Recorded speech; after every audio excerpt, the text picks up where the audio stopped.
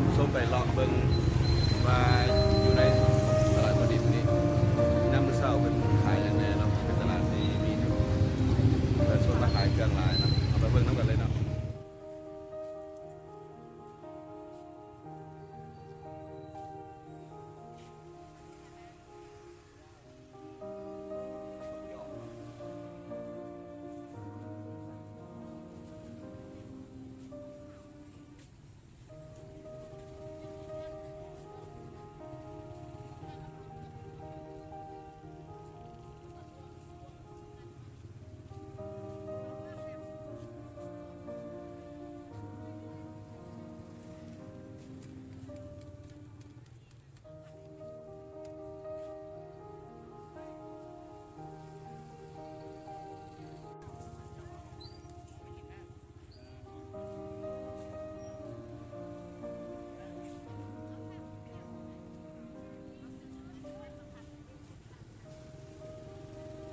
คนมากมายหลายตา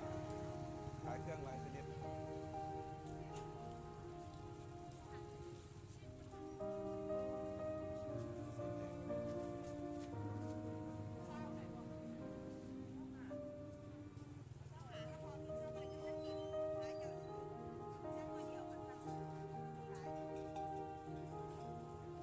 ไปเลาะเบิ่งด้านในว่าเป็นขายอย่างไรเนาะ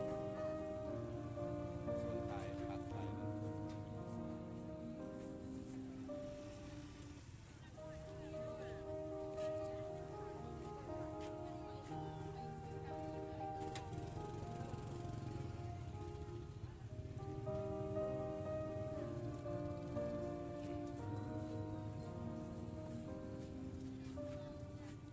เป็นขายน้ำหมากไม้ก็หลายหมากไม้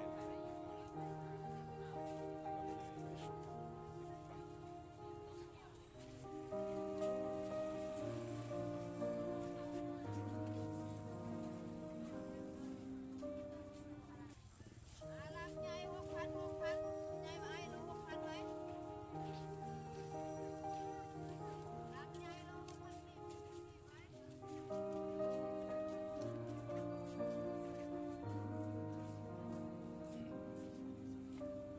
ส่วนหลายเป็นฤดูกาลลำไยนะหลาย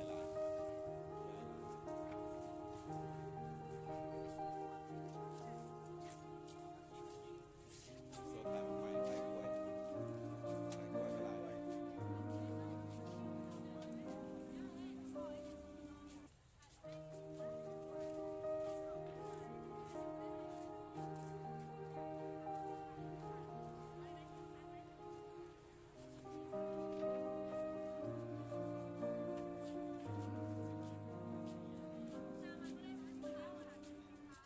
ตลาดแห่งนี้เป็นตลาดที่ว่าเขาเจ้ารณรงค์ให้บ่ให้ใส่อันนั้นผงยางเขาจะได้เอาเครื่องเอาผงมาเองเพิ่นจะบ่ให้แม่ค้าใส่ผงให้แล้วก็จะผงมาเอง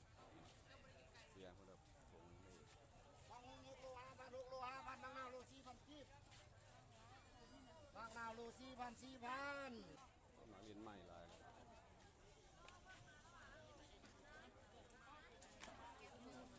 ขายยังไงมาเรียนใหม่เรียนใหม่เป็นขายโลซาว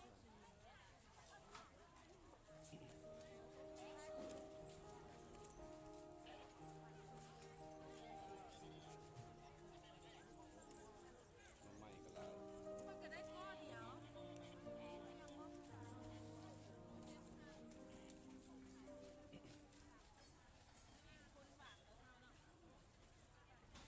เพราะว่าเฮาออกมาสวยแล้วมัน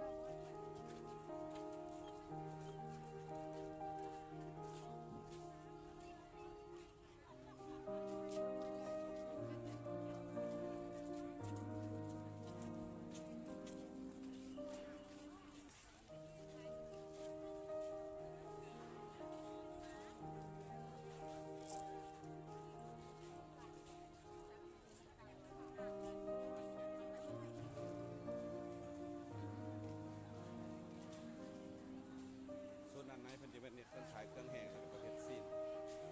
งอชิ้นหมูแล้วก็ไก่ประเภทปลาอะไรแบบนี้เนาะตลาดใหญ่นครหลวงซีนป่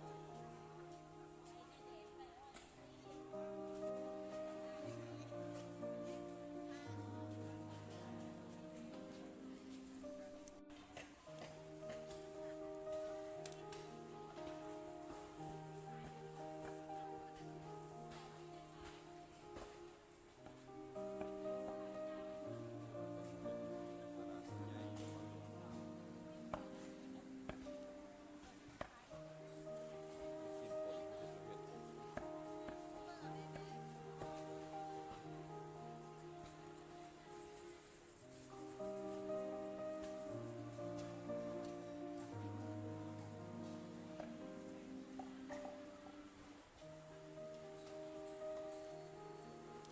งัวชิ้นหมูจะเป็นกระแซ่บ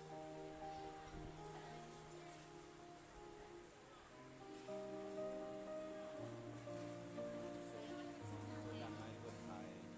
ประเภทซีนก็จะมีหลายอย่าง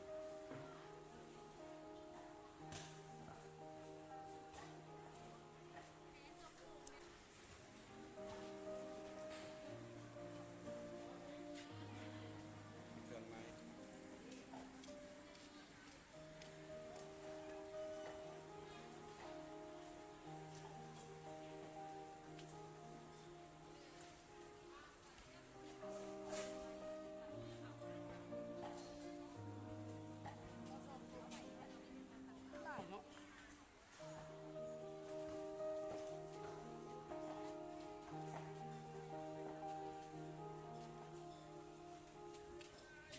แล้วก็จะเป็นเบิ่งโซนเพิ่นขายไก่แล้วก็ประเภทปลาที่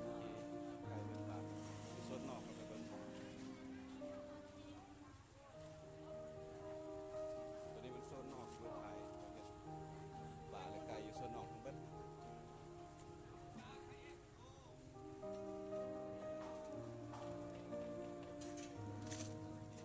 ตัวนี้เป็นประเภทปลาส้ม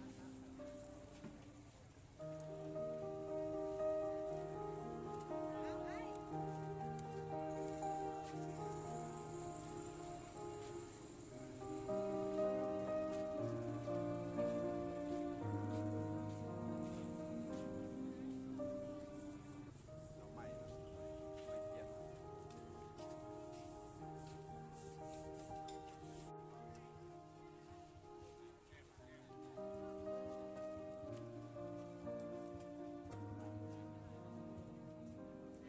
ปลาแซ่บนี่หาดปลาแซ่บแล้ววะ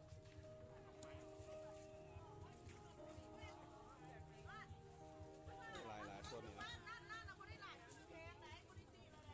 เผ็ดไก่เผ็ดปลา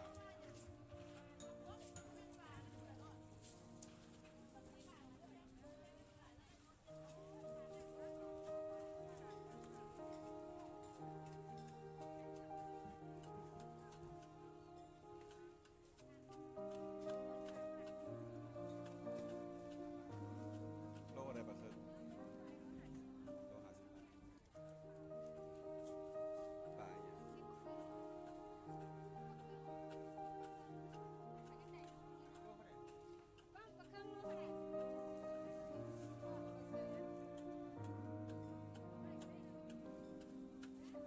ง ปลาเคิงแห้งโลละแสน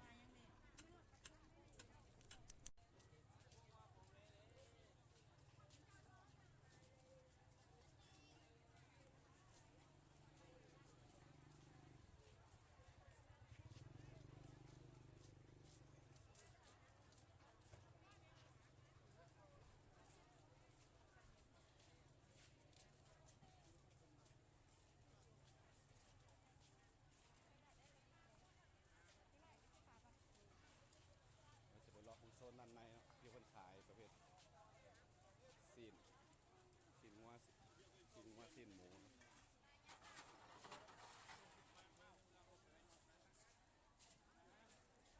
ประเภทซีนหมูซีนงัวไก่จะอยู่โซนด้านในเนาะมีโซนคนขายผัก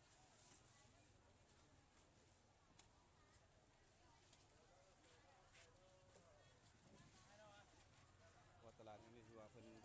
จะติดป้ายราคาใส่เลยที่ว่าชัดเจนป้ายราคา